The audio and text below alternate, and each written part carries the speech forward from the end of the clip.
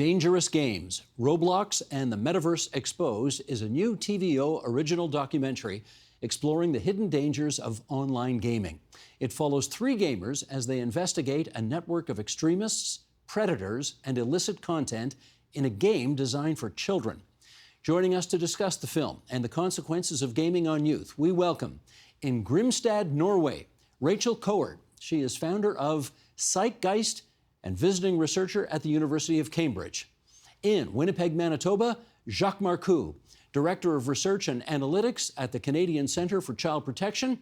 And with us here in our studio, Ann Shin. She is the film's director and producer. Ann, it's great to have you back here on TVO, and to Rachel and Jacques in Points Beyond, thanks for joining us as well. And just for those who don't know, give us a rundown of what inspired you to want to make this film. So the producer I work with, Erica Leendertz, her kids were playing with an online game called Roblox, and she just wanted to do some reading up on it and found some disturbing reports about predators on the game as well as extremists recruiting people. So she and I went online and we tried to get into the game. As old people, it took us a while. But then once we were in the game, it took us maybe 3 minutes only to end up in a sex den. And this is an online game for kids. So we got very alarmed and thought, wow, we really need to dig into this. And we found that there are some lawsuits. There have been lawsuits against Roblox and other platforms.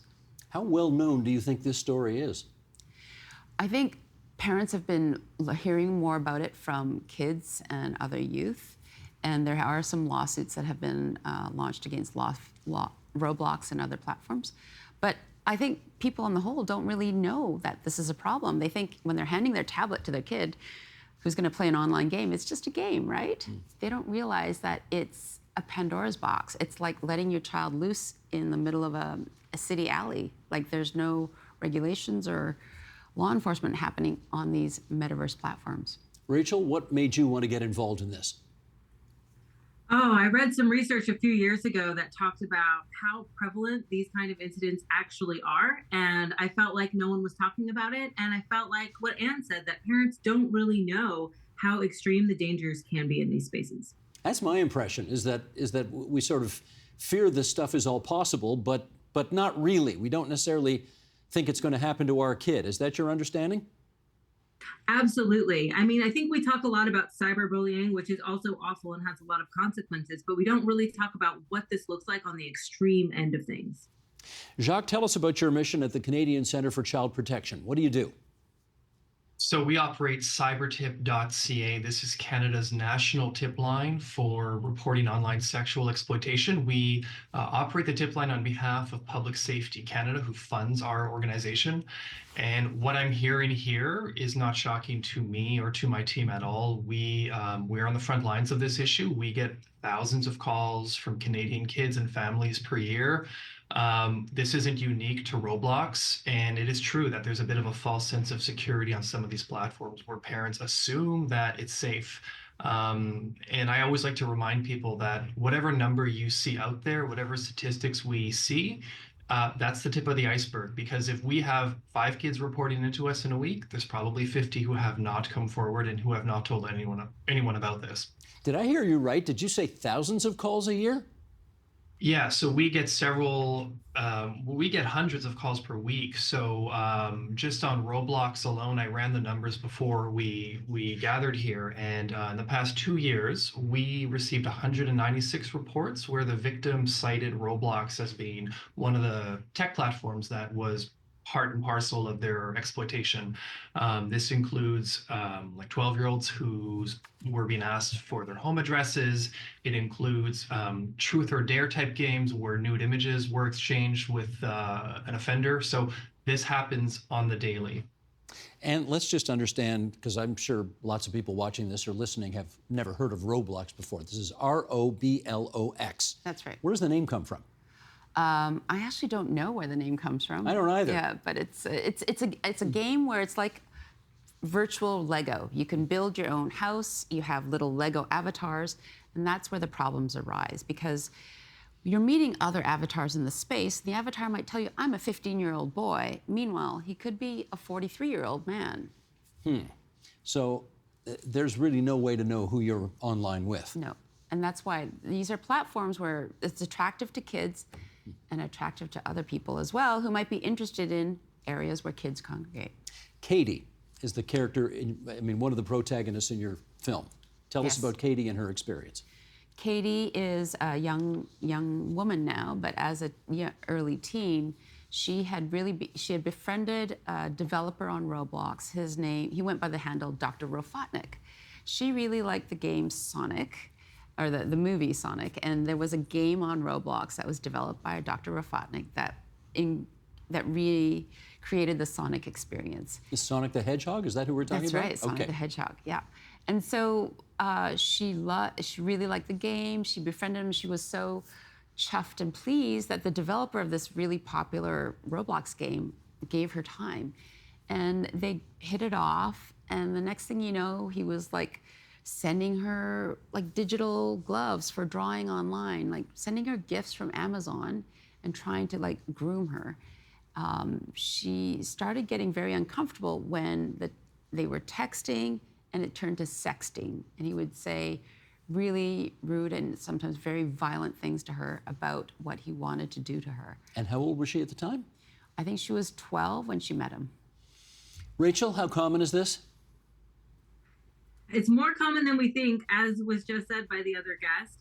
Research says only 1% to 2% of people report this is happening. Just generally across games, when something disruptive happens, only 1% to 2% report it. So more than we think. And Jacques, and just to add to what Rachel said, Snapchat and a couple of other tech companies have released their own internal research that suggests that upwards of 2/3 of teenagers know someone or they have personally been targeted in these types of ways online. These are the numbers we're dealing with. It's incredibly high.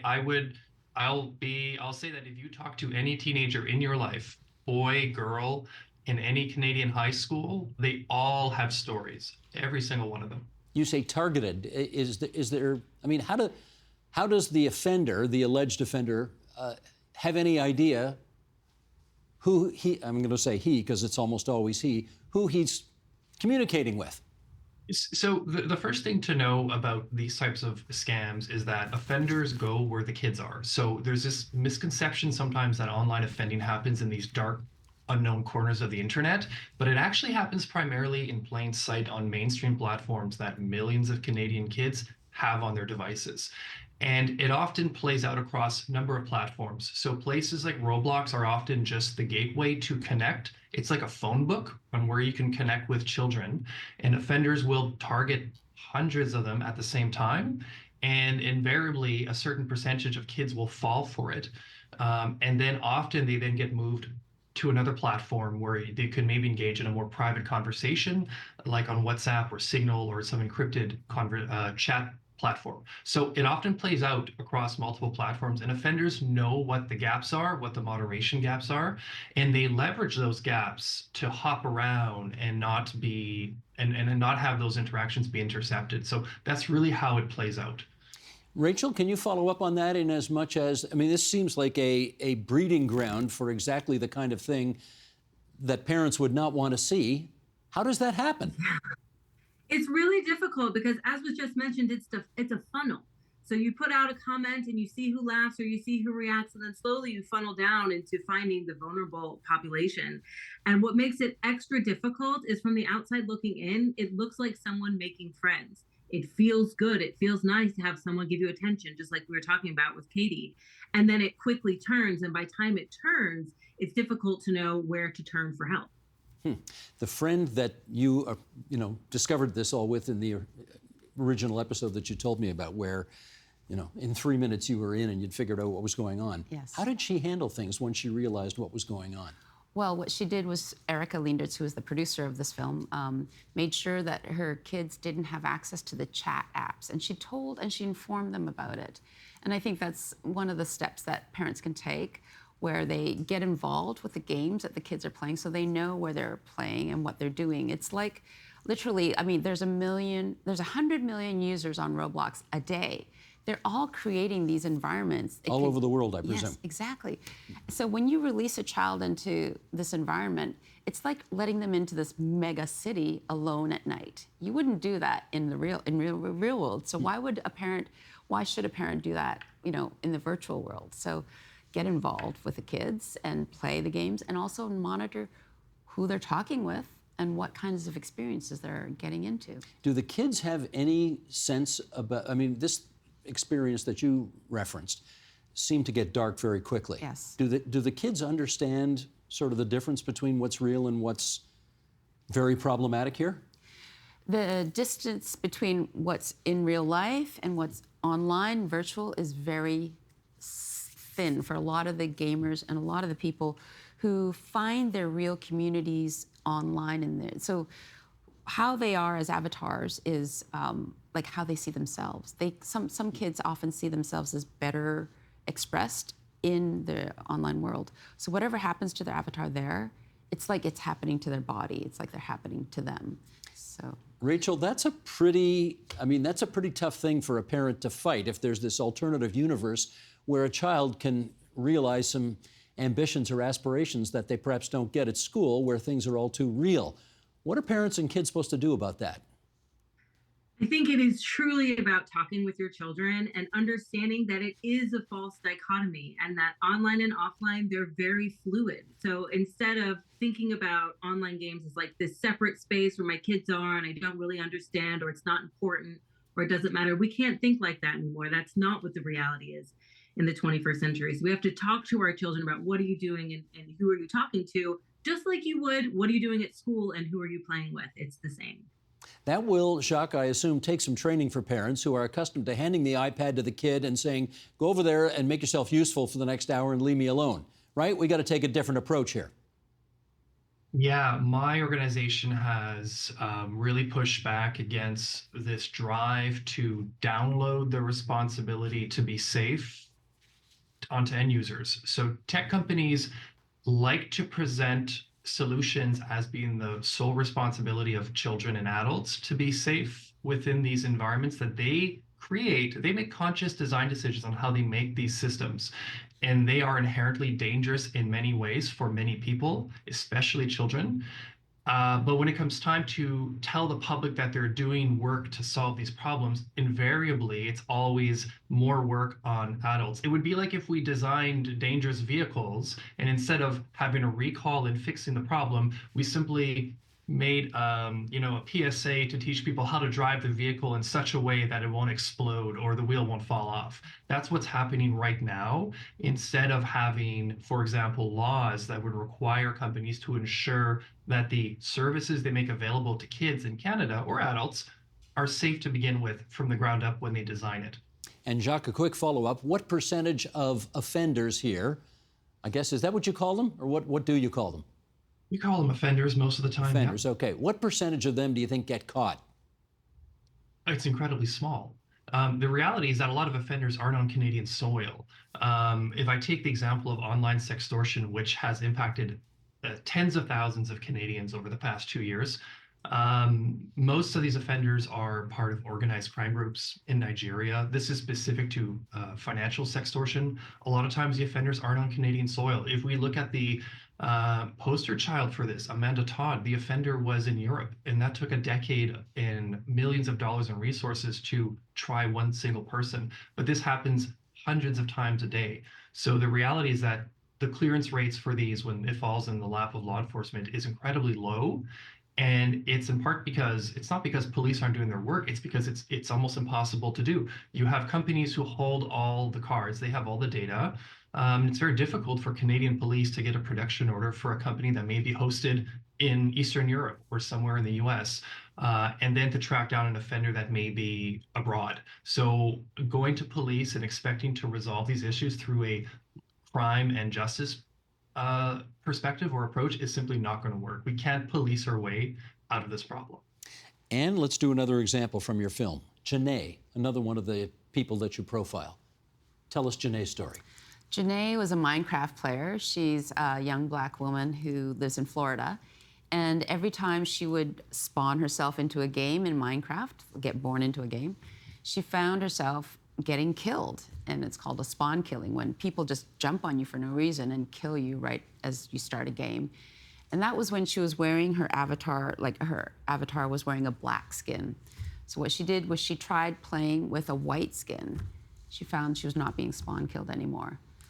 This was so upsetting to her that she started up a group called Black Minecraft, and she created a space for other Black Minecraft players that was safe. They could talk there, gather, and it became a real community. So this is a real testament to how there's strong and positive things happening in these metaverse spaces as well. There's these community groups created for Black Minecraft players to meet and kind of talk and tell each other their experiences. So the child abuse wasn't enough. They had to be racist as well. Yeah. Well, everything you get in real life, you get online, but even more so because everyone's hiding behind the anonymity of their avatars. Rachel, the film brings up, and people, I think in Southern Ontario will remember this because it was just a few years ago this month, I think, a horrific mass shooting that took place in Buffalo, New York, 10 people killed in a grocery store, and the shooter actually blamed his own personal radicalization on a game in Roblox. How does that happen? Oh, that is a big question for a small answer. How it happens is that these spaces, like Anne was saying, they reflect real life, but you're also in this bubble of online disinhibition. So you have this veil of anonymity. Nobody knows me, nobody sees me, and you can quickly fall into these dark corners where you feel there are little to no repercussions. And if you fall down that funnel, we call it, it's also a funnel, just like for grooming, it's a radicalization funnel. It becomes amplified like an echo chamber on these corners of the internet. And that then, in some cases, in extreme cases, translates into real world action. Jacques, I think those of us in Canada would like to think that this is a more American than Canadian phenomenon because that is a culture that's actually a lot more extreme than we are. I see you shaking your head already. Not the case? The kids, I mean, the internet is it's a global tool. It's a global tool. There are no borders. It's what makes it rich in information, but it's also what makes it incredibly difficult to control, to regulate, to ensure it's safe. And so, yeah, there's the solutions aren't obvious, but what we do know is that the solutions that are being proposed right now that often come from an unregulated, but apparently self-regulated industry makes it such that a lot of these issues just go unresolved repeatedly. Okay, we're going to talk about a word that I know all the kids use and that all the adults don't understand. So here we go. The word is doxing. And this comes up in the documentary, and we're going to show a clip here, and then we'll come back and chat. Sheldon, if you would, from Dangerous Games. Roblox has been such a whirlwind for me in the sense that it's like contributed to my mental health issues. Like it's really has tried to end my life multiple times over Roblox. Really? Yeah. The hate got really bad. It's not your fault. It really sucks when you do decide to go ahead and tell people and it's about a content creator that everybody else likes. Yeah. And then they think you're trying to cancel them. Those people don't understand what it's like to be playing a game and get harassed in your game every single time you play, or what it's like for somebody to use a game to try to lure you and try to harm you. Yeah. You know? Why is this a normal thing? And why do we keep on allowing it? There needs to be more talks on what are we going to allow and what are we not going to allow in the virtual space? And if somebody does violate that, what consequences is it going to be? Good questions. She should go into journalism. Those are good questions. Doxing. What is D-O-X-X-I-N-G? What is that? It's when people will take your personal details and publicize it to everybody, including your address, your phone number, your identity, with the idea to expose you, but also to enable and incite harassment. People have had SWAT teams called on them in their homes. It's a false call. Light versions of that might be getting pizzas, like 100 pizzas delivered to your home, and that kind of thing. But doxing can be, it's like trolling times 100 because you're being targeted in your real life home and in your identity. Yeah. And Rachel, the psychological ramifications of being doxxed can be what? Long-term post-traumatic stress disorder at the most extreme cases. Doxing is a serious threat to someone's life. If you if you call a SWAT team on someone under false pretenses, that can lead to loss of life. It's incredibly traumatic. And again, it goes back to this idea that what's happening in these spaces doesn't just magically live in these spaces. They impact you in all of the ways that you walk through life. Jacques, in this film, the girls actually try to solve these issues and these problems on their own. Is that the right approach to take in your view? We get, it saddens me that that's the case, that kids feel like that's what they have to do. And we hear that all the time from kids where they self-police. They get doxxed, their intimate images are distributed online, they self-police. We've had kids pretend to be lawyers, send fake legal demands that they found online to companies in an attempt to get content removed. So we hear about this all the time. Those kids, I want them to know that there are resources, there are people who can help. It's important that they tell someone that they trust. It can be a parent, it can be a teacher, it can be police, it can be a tip line like us who are there to help.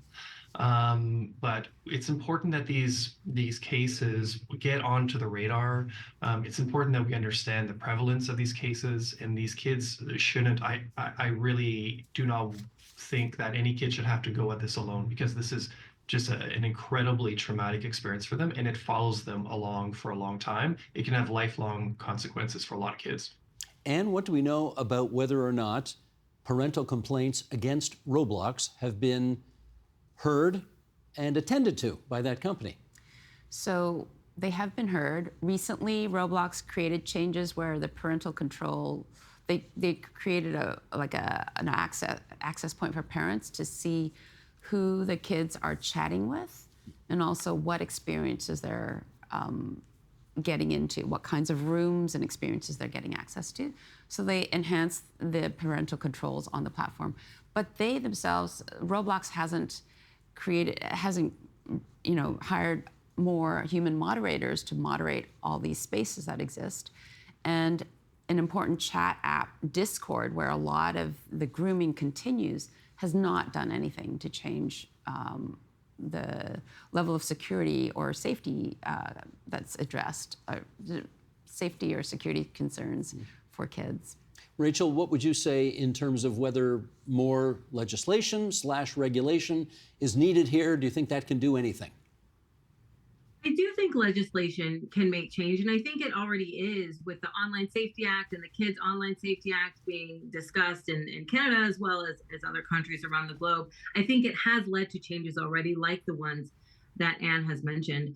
I think it's also important to understand that it is such a scale issue. So I don't know if, like, more parental controls are obviously great, but it's going to take a really big kind of revolution in terms of thinking about how to design these spaces to be safer, and how can we go about providing resources for when these kinds of things do happen. And follow up on that if you would, because I think I shouldn't give away the ending here. What the hell, I'm giving away the ending. You say in the film that we had a bill that was designed to deal with this in Parliament. Parliament, of course, got prorogued. We had an election. Okay, we're back to square one with this now? Yes, we are back to square one, because the Online Harm Safety Act in Canada it was developed, but it's not passed. And the Kids Online Safety Act in the States was passed in the House, but it didn't pass in the Senate. And in both countries, there's been problems because there are lobbyists who are talking about the difficulties in enhancing, like, content control for platforms. If platforms are going to censor certain types of material, what might prevent them from censoring other types of material for political motivations? And so the debate around this has been complex. But I think Rachel is right in saying that, at least we're being more vocal about it and platforms are being more aware, but we really do need the legislation. Law needs to catch up to technology. Like, as we know with AI, law has been very lagging. It's behind in terms of catching up to the technology, and we're hoping that these bills will pass soon. This is a race in so many sectors, and technology is winning almost every time. Anyways, I want to thank the three of you for coming on to TVO tonight and helping us understand this issue a lot better. Rachel Kowert, founder of Psychgeist. That's Psychgeist. That's a great name. She's a visiting researcher at the University of Cambridge. Jacques Marcoux from the Canadian Centre for Child Protection, and Ann Shin, the director and producer of dangerous games, Roblox, and the Metaverse Exposed. Thanks, you three. Thank you. Thank you. Thank you.